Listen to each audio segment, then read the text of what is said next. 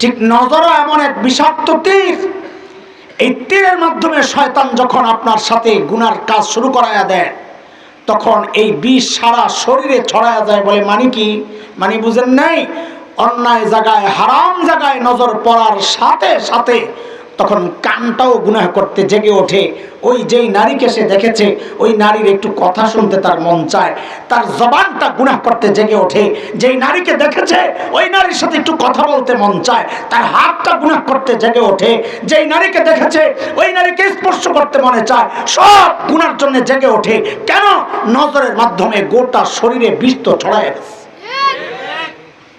এক ভয়ঙ্কর জিনিস। কিন্তু আফসোসের কথা কি জানেন?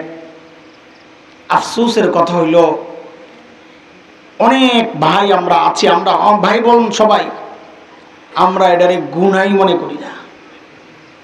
এই সমাজে কিছু গুনাহ আছে, আমরা অনেক খুঁজে খুঁজে, আমি অনেক খুঁজে খুঁজে বের করছি, যে গুনাহগুলোর এই সমাজের মানুষ গুনাই মনে করে না। এর মধ্যে পুরুষের জন্য তো তিনটা, একটা কমন নারীর মধ্যেও, পুরুষের মধ্যেও, আর নারীদের জন্য একটা বিশেষ। আপনি দেখবেন এই সমাজের অধিকাংশ পুরুষ এই এই এই মাহফিলের প্যান্ডেলের ভিতরের চিত্র দেখে অধিকাংশ নির্বাচন করেন না। এখানে তো সব দিনদাররা আসছে। রাস্তায় দাঁড়ায় দেখেন, অধিকাংশ মানুষ পাইবেন যারা দাড়ি ছাড়া। এটা কি সওয়াবের কাজ? দাড়ি কাটা গুনাহ না জায়েজ? জোরে কোন তো, জোরে কোন তো। অধিকাংশ মানুষ মনে করে এটা গুনাহ না, নালে কাটে কেন সে? অধিকাংশ মানুষ এই গুনাহে জড়ায় আছে। রাস্তায় দাঁড়ায় দেখে অধিকাংশ মানুষের টাকনুর নিচে কাপড়, দাঁড়ায় দেখেন সে গুনাহই মনে করতেছে না।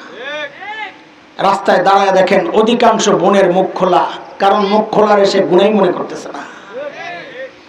দোস্ত, আমাদের বড়দের জবানে বহুবার শোনা, গুনাহ গুনাহ করার চেয়ে গুনাহকে গুনাহ মনে না করা আর মারাত্মক। গুনাহ করা যতটা ক্ষতিকর, গুনাহকে গুনাহ মনে না করা তার চেয়ে আরো ভয়ঙ্কর। কেন? কারণটা কি? কারণটা বোঝার জন্য লম্বা হিস্টোরি জানতে হবে আপনাদেরকে। কারণ বোঝানোর জন্য গুনাহকে গুনাহ মনে না করা কেন এতটা মারাত্মক, যে গুনাহ করার চেয়েও খারাপ। গুনাহ কইরা আপনার যে ক্ষতি হয়েছে, গুনারে গুনাহ মনে না করলে তার চেয়ে বেশি ক্ষতি। কারণটা কি? ইবলিসকে আল্লাহ তাআলা যখন তাড়াইয়া দিয়েছেন তার অপরাধের কারণে, তো ইবলিস আল্লাহর কাছে আসার সময় কিছু আবদার করছিল। এগুলো তো আপনারা জানেন না? না জানেন না? আর জানেন না? জানেন না? এমন ভাব লইতেছেন মনে হয় নতুন শুনতেছে, তো কোয়া লাগবো শেষে। ব্যাপারটা কেমন, একটা গল্প দিয়ে শোনাই। আগে 3-4 বছর আগে মদিনায় ছিলাম, তখন হজের সিজন। বাংলাদেশি এক ভিক্ষুক ধরা পড়ছে হাত কাটা। মদিনার পুলিশ গ্রেফতার করছে। ভিক্ষা করা নিষেধ। তো চেক করে দেখে যে হজ করতে আসছে হাজি সাহেব। তো গভর্নমেন্ট হাজিদের প্রতি একটু দুর্বল থাকে, ওরা অনেক কিছু ছাড় দেয়। আর যদি একামাওয়ালা হয়, মানে থাকার অনুমতিওয়ালা, তাহলে কঠোর হয়। আর যদি না থাকে তো আরো কঠোর। হাজিদের ব্যাপারে ছাড়, অনেক ছাড়।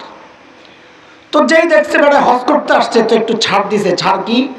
বাংলাদেশের হজ মিশনে খবর দিছে যে আপনাদের এক হাজি সাহেব ধরা পড়ছে ভিক্ষা করে, ওরে লইয়া যান, দেশে পাঠায় দেন, ওর হজ লাগবে না।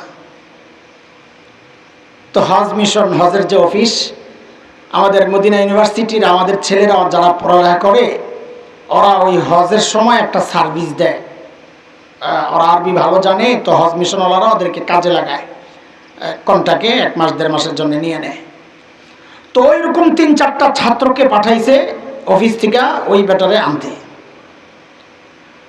তা আমাকে ওরা গল্প শোনাইছে যে হুজুর দেখেন মানুষের চরিত্র কত খারাপ হয়েছে। ওই ভদ্রলোক, ভদ্রতা না অভদ্রলোক, মেহেরপুর না কোন জায়গার, বাংলাদেশের কোন টেলিভিশনও নাকি এটা রিপোর্ট হয়েছে। ওই লোক ডাকাতি করতে যায় আর ধরা পড়ছিল, গণধোলাইয়ে এই হাত গেছে 2টা, হাত কাটা। এখন তার পেশা কি? হজের সিজন আসলে কম প্যাকেজের একটা হজের প্যাকেজে ঢুকে যায়, একদম কম, যেটা এত আরাম দরকার নাই, এত রাস্তায় থাকবো সারাদিন, আরাম দিয়ে করবো কি?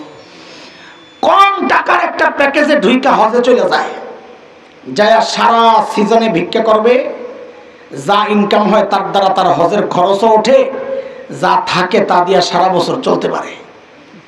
ভালো ইনকাম। কেউ আবার নিয়ত টিয়ত করে লেন না, ওই বেড়ারা ধরে লইস। এখন সিদ্ধান্ত নিছে যে আরে দেশে পাঠিয়ে দেওয়া হবে, কারণ তো সে তো হজ করতে যায় না, তার নিয়ত তো ভালো না।